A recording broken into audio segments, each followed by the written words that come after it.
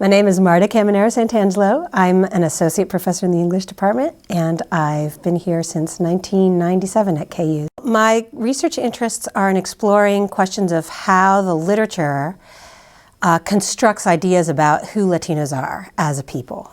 So my recent book on Latinidad was exploring the idea of pan-ethnicity in U.S. Latino-Latina literature. Pan-ethnicity is the idea that somehow people of different Latin American descent, like Cubans, Puerto Ricans, Mexicans, Central Americans, get here and they form a single group. And they generally tend to be treated that way by popular culture and by the government in the U.S., but that doesn't necessarily mean that they see themselves that way. What I'm working on right now is a project on Latino literary production since 1994, which is when we got Operation Gatekeeper.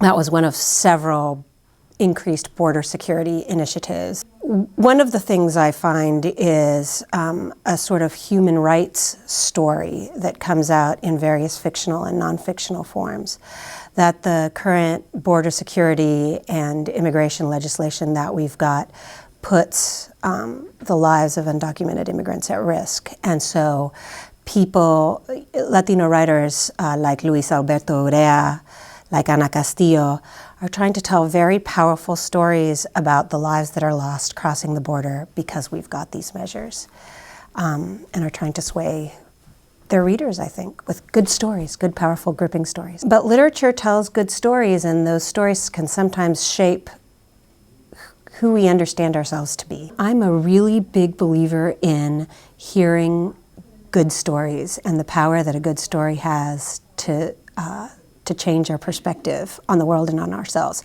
And literature, of course, is the obvious way to do that, but another way to do that is just to get out into the community. My service learning component always has to do with getting my students out in the community, offering their services to the community to help it, but also really it's about the students learning. The minor focuses on issues of history, society, politics, culture, of people of Latin American descent living in the U.S.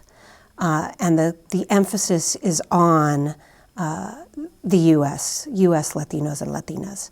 And with the changes in demographics in the nation and in Kansas, a group of faculty really felt that we needed to deliberately turn our attention, our scholarship, and our teaching to studying U.S. Latino cultures. I would like to urge Latinos and Latinas, especially in high school, to think about the possibility of college. It might seem something remote from your experience or your family's experience, but there are lots of faculty here who are very dedicated to making sure that you succeed at KU.